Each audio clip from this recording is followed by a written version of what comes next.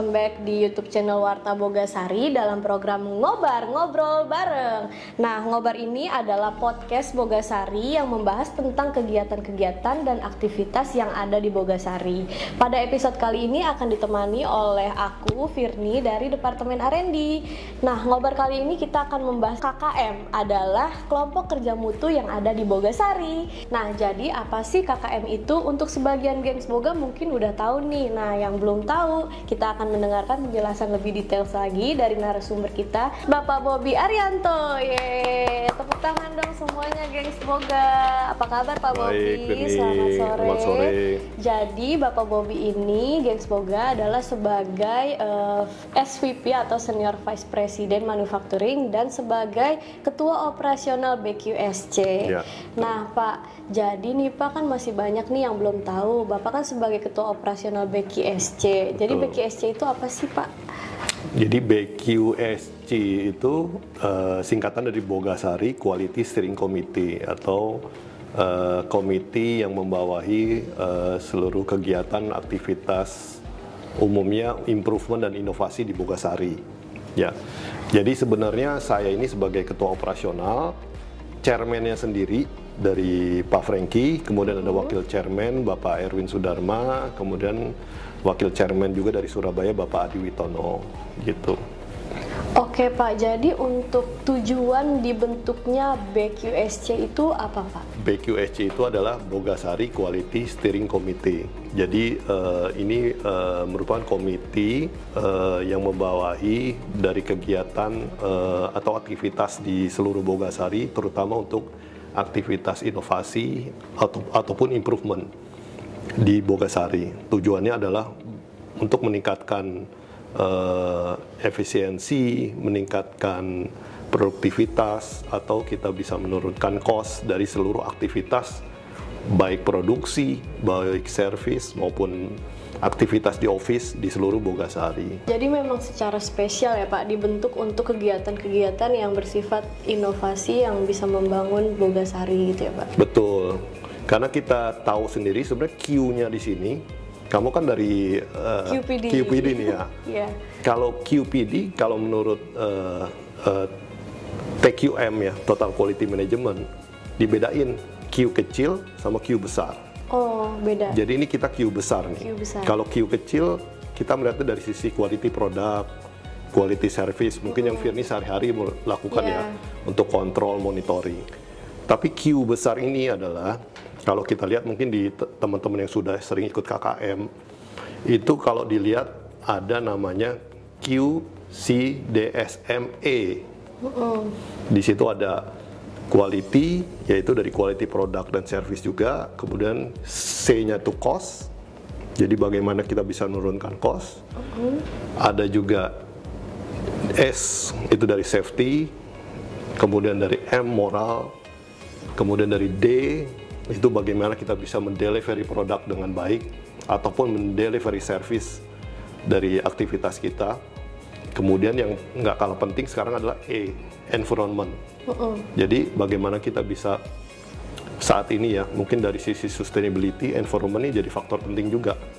Bagaimana customer ini bisa melihat produk kita dengan baik. Jadi Q ini sebenarnya kalau dilihat dari teori misalnya Juran atau teori dari yang lain-lain, pengertian Q itu customer yang diinginkan oleh customer atau requirement by customer. Jadi customer sekarang bukan hanya menginginkan dari sisi quality, mereka juga minta cost yang lebih kompetitif, service yang lebih baik, delivery yang lebih baik. Bagaimana produk itu dihasilkan juga dengan sistem yang baik, yang ramah lingkungan, dan sebagainya. Nah itu kalau ditarik BQSC, Q-nya itu sendiri adalah Q yang besar itu, itulah target kita. Seperti itu.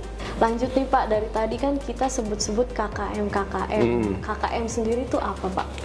KKM, mungkin Firly tahu lah, ini nanya ke saya nih, jadi kelompok kerja mutu ya, karena Firly ini bagian dari, dulu pernah ikut KKM juga ya? Enggak sih. Apa nggak pernah? Cuma nge-MC aja. Oh, nge-MC ya, belum pernah ikut jadi bagian dari kelompok, salah satu kelompok KKM. Oh iya, jadi KKM sendiri ini sebenarnya kan kelompok kerja mutu yang memang bekerja atau beraktivitas di area masing-masing ya. Jadi kalau di kita nih ada, jadi BQSC sendiri sebenarnya secara struktur itu saya sebagai ketua operasional, itu di bawahnya nanti ada wakil ketua operasional juga, itu dari VP diantaranya tadi Pak Rifki Dwijaya ada yang di Cibitung, kemudian Pak Andri Wiryanto itu VP ET yang di Jakarta dan VP yang lainnya. Nah, kita tuh dibantu disupport dari namanya di bawahnya sponsor step. Jadi ada 4 sponsor tab.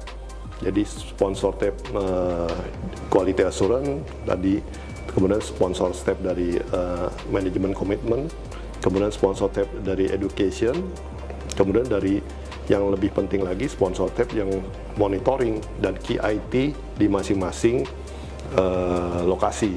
Jadi ada key IT Jakarta yang ini manufacturing, pasta, office di Jakarta, kemudian ada key IT IAK, ada key IT Surabaya, dan key IT Cibitung. Nah ini secara organisasi sebenarnya bukan BQSC-nya aja yang bekerja, tapi seluruh organisasi BQSC itu yang menjalankan sistem ini gitu loh. Nah KKM itu diwadahi oleh masing-masing key IT. Tadi key IT Jakarta yang dari key IT manufacturing dan key IT pasta misalnya, dia mempunyai beberapa KKM. Nah, KKM ini anggotanya maksimal 8 orang. Nah, itu ada ketuanya, ada fasilitatornya, kemudian ada bendaharanya, dan anggota. Nah, KKM inilah yang bekerja melihat problem-problem di areanya masing-masing. Bagaimana problem ini bisa diatasi sehingga mempermudah pekerjaan mereka dan bisa meningkatkan efisiensi misalnya di tempat kerja mereka gitu. Jadi intinya KKM ini sebenarnya membantu mereka di tempat kerja mereka masing-masing gitu. Jadi bukan sebagai beban ya, justru membantu kita di tempat kerja kita masing-masing untuk mengatasi masalah yang kita hadapi. Jadi Pak, secara spesifik fungsi KKM itu untuk melihat di departemen masing-masing ya Pak? Iya. Permasalahannya atau apa yang bisa dikembangkan gitu. Betul. Untuk menghemat energi. Selain itu Pak, tujuannya adanya KKM itu selain untuk melihat di departemen masing-masing, apalagi Pak? Nanti secara luas sebenarnya bisa satu departemen berhubungan dengan departemen yang lain ya. Ini banyak sekali, seperti departemen produksi dengan departemen misalnya line maintenance atau departemen utility, karena di produksi itu sendiri tidak bisa bekerja sendirian gitu. Di situ ada support juga dari fungsi-fungsi lain. Begitupun sama misalnya di office, mereka bekerja tidak hanya dari bagian HR, tapi ada fungsi IT misalnya di situ masuk, atau ada fungsi finance di situ yang masuk juga. Jadi tidak hanya sebenarnya satu departemen atau satu lokasi kerja ini, banyak ditunjukkan juga dari teman-teman KKM kita yang multifungsi di situ.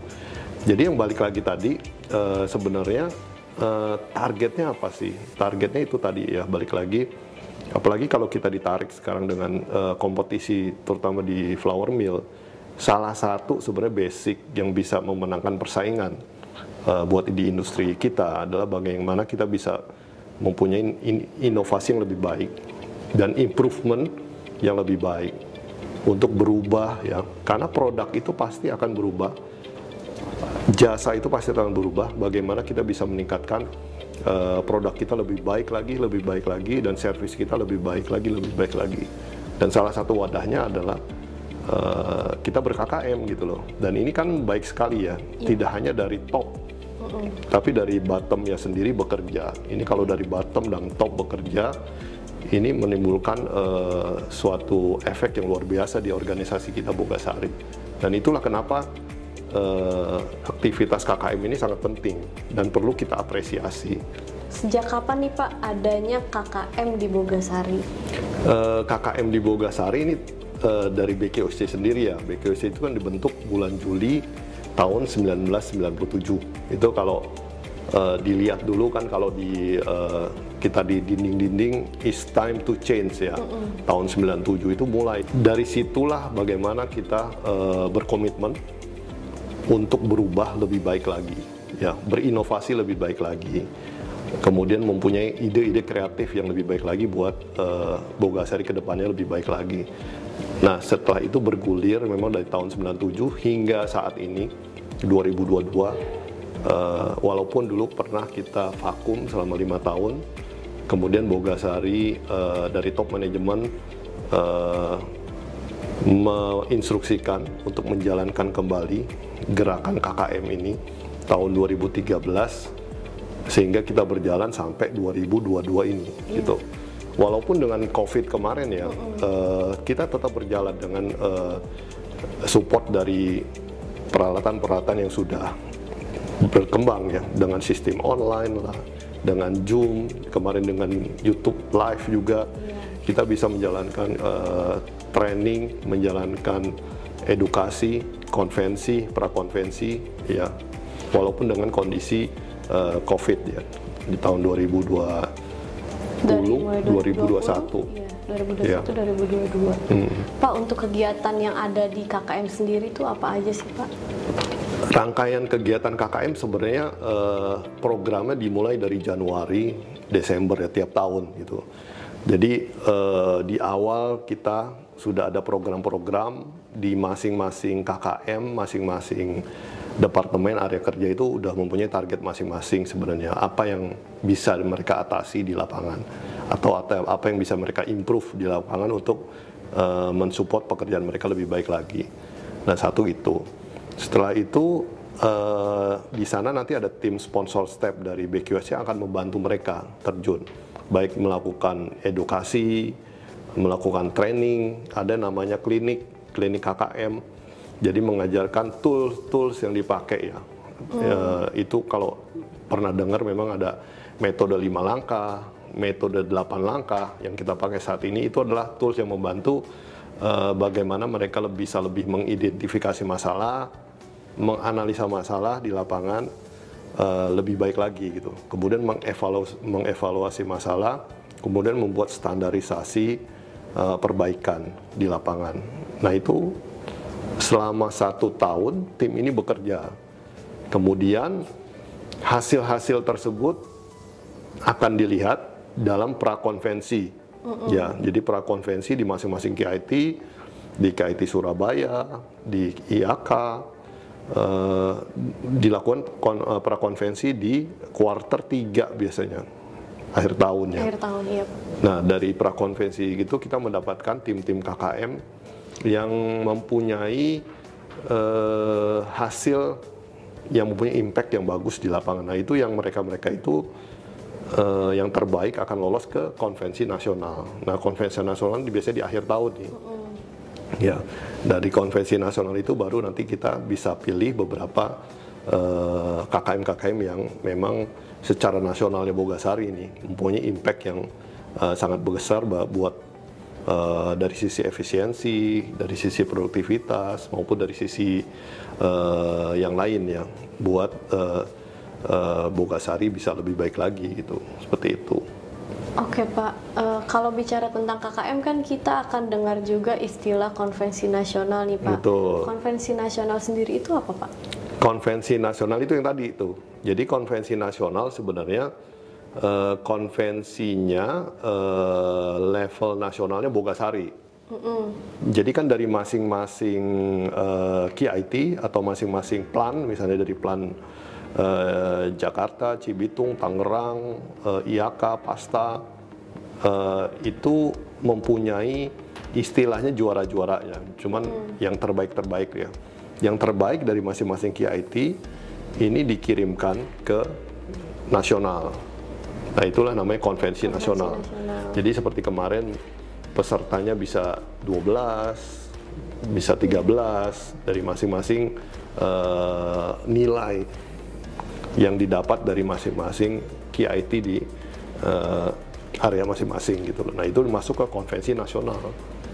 Nah, di konvensi nasional ini baru kita nanti secara nasionalnya Bogasari kita lihat ya. Tahun ini 2022 kemarin sebagai nilai terbaik nomor 1-nya memang dari Surabaya, nomor 2 KIT Jakarta, nomor 3-nya KIT Surabaya kalau nggak salah. Tapi itu sebenarnya faktor yang lain gitu. Kita tidak mencari juara, kita tidak mencari peringkat sebenarnya, tapi mereka-mereka yang ikut berkontribusi dalam KIT ini, menurut kami itulah juara masing-masing. Jadi kalau dilihat dari peserta misalnya, tahun ini 80-an KKM, kita lihatlah rata-rata misalnya 5 karyawan yang ikut, itu kan totalnya di 400 karyawan di seluruh Bogasari. Kalau kita berpikir 400 karyawan ini berpikir untuk improvement, untuk inovasi, untuk perbaikan yang lebih baik buat Bogasari, itu potensi yang sangat luar biasa ya, impact-nya buat perusahaan kita lebih baik lagi ya, terutama dari sisi efisiensi cost, dari produktivitas yang lebih baik, dan dari sisi saving energy misalnya. Itu tema-tema yang biasanya banyak dipakai atau dijalankan dari KKM ini. Nah itu balik lagi, jadi kita sebenarnya tidak mencari juara ya, karena semuanya udah bagus ya Pak. Buat kita yang mereka yang sudah memikirkan bagaimana mereka bisa lebih baik lagi di tempat kerja atau di area mereka bisa lebih efisien lagi, bisa lebih mudah lagi pekerjaan mereka, itulah juara-juara di lapangan masing-masing gitu. Nah itu yang kita apresiasi sebenarnya. Nah tujuannya sebenarnya ke arah situ, Firni. Ya, tepuk tangan dulu dong untuk 12 tim KKM tahun ini, gengs Boga. Kebetulan acara konvensi nasional baru selesai ya Pak. Iya. Dan itu keren banget. Pasti semuanya nonton kan live streaming di YouTube Warta Bogasari. Pak, nextnya nih untuk proses penilaian dan penjurian KKM itu dilakukan seperti apa Pak? Penjurian sebenarnya sudah ada modul ya, modul yang tadi tuh forum penjurian itu berhubungan dengan metode 8 langkah itu tadi.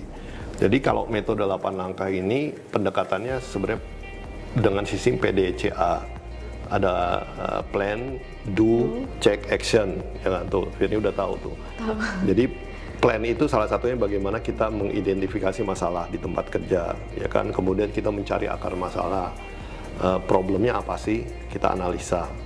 Kemudian kita mempunyai planning untuk bagaimana menyelesaikan masalah di tempat itu. Tapi untuk mencapai itu perlu ada analisa yang cukup dalam ya. Misalnya ada analisa Pareto, ada analisa Fishbone misalnya, atau ada analisa yang lain, itu banyak tools-toolsnya.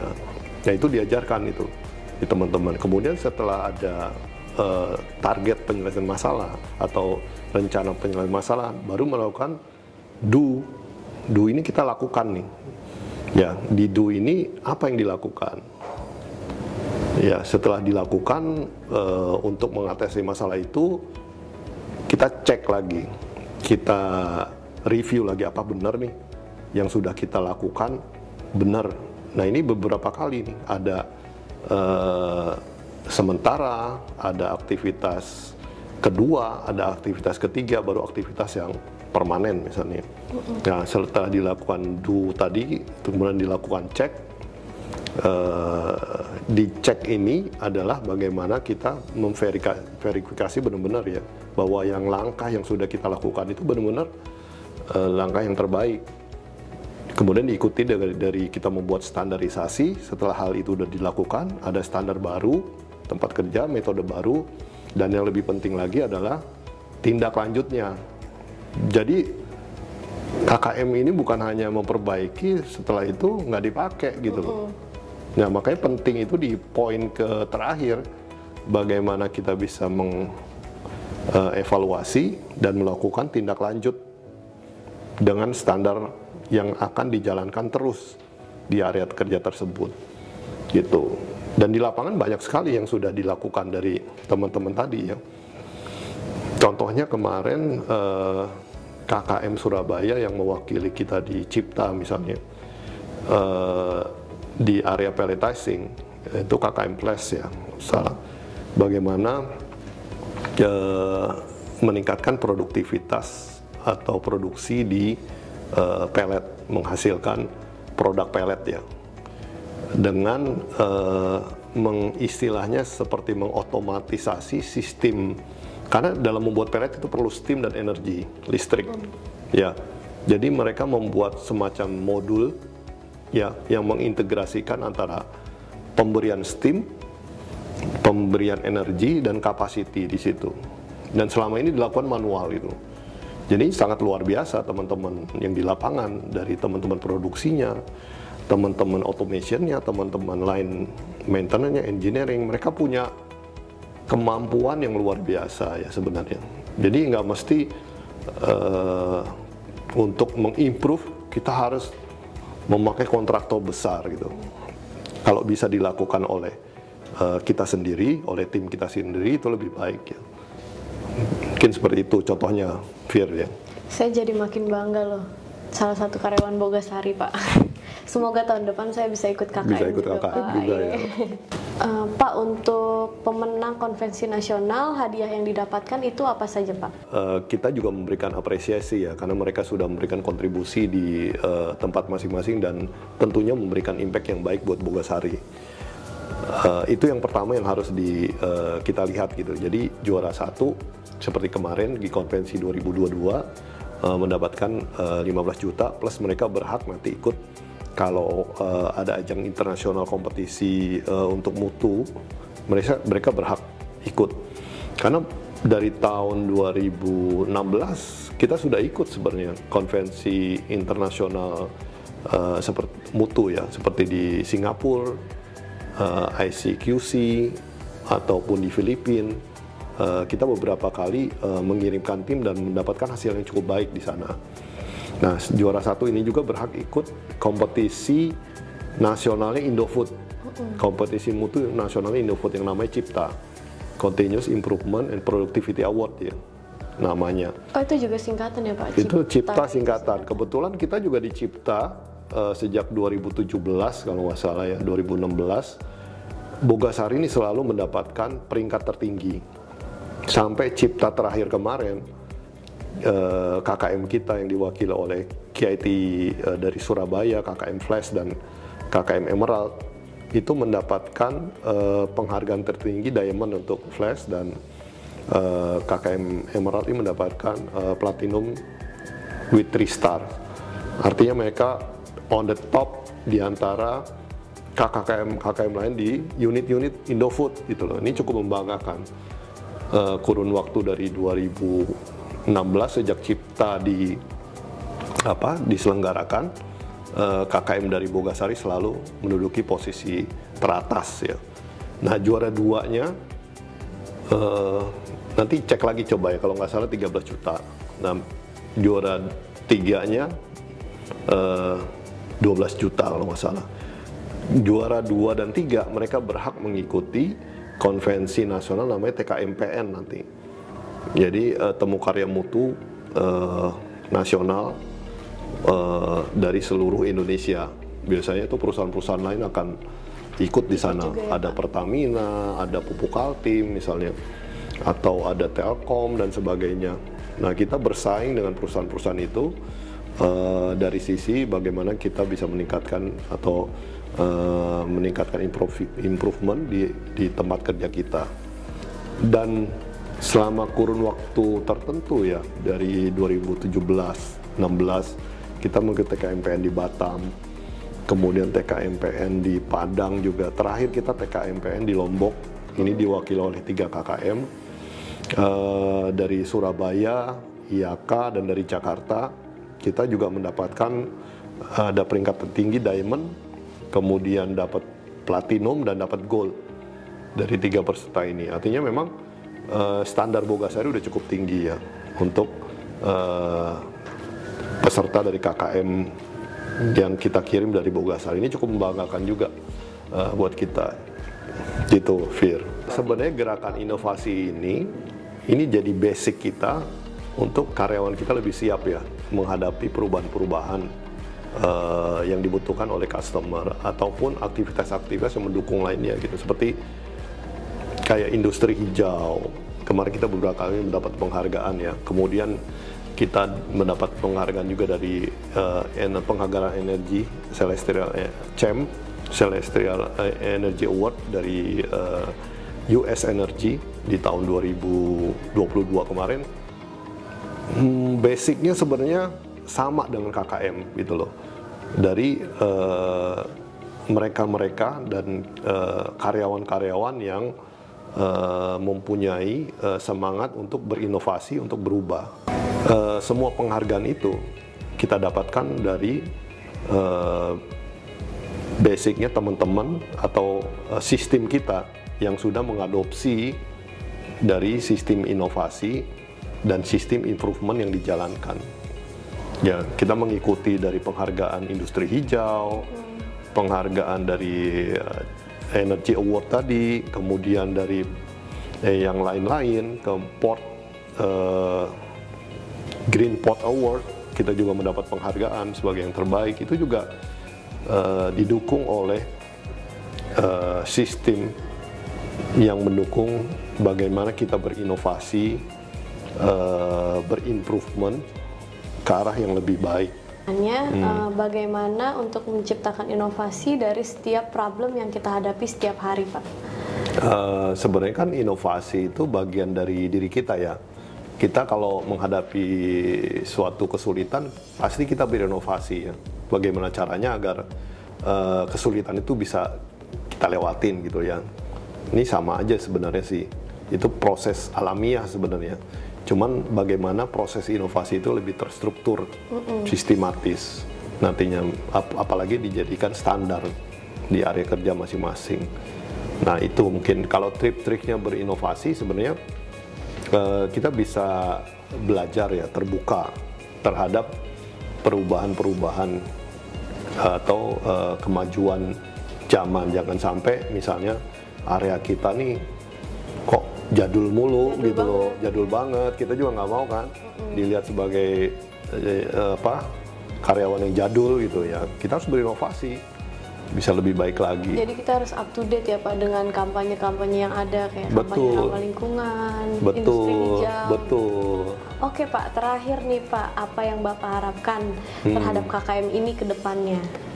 Pertama, kami ya dari manajemen sangat mengharapkan partisipasinya lebih banyak lagi buat teman-teman, apalagi nih banyak karyawan-karyawan baru nih, kita yang milenial, beberapa sudah ikut ya, dan itu kita juga bersyukur alhamdulillah kemarin banyak peserta-peserta baru, tapi kita harapkan juga bisa lebih banyak kontribusinya, nantinya bisa lebih banyak dan impact-nya bisa lebih luar biasa lagi buat Bogasari gitu loh. Jadi jangan takut ikut KKM ya, di KIT masing-masing itu sudah banyak teman-teman yang sudah mengikuti KKM, mereka pasti akan senang ya, membawa anggota-anggota baru.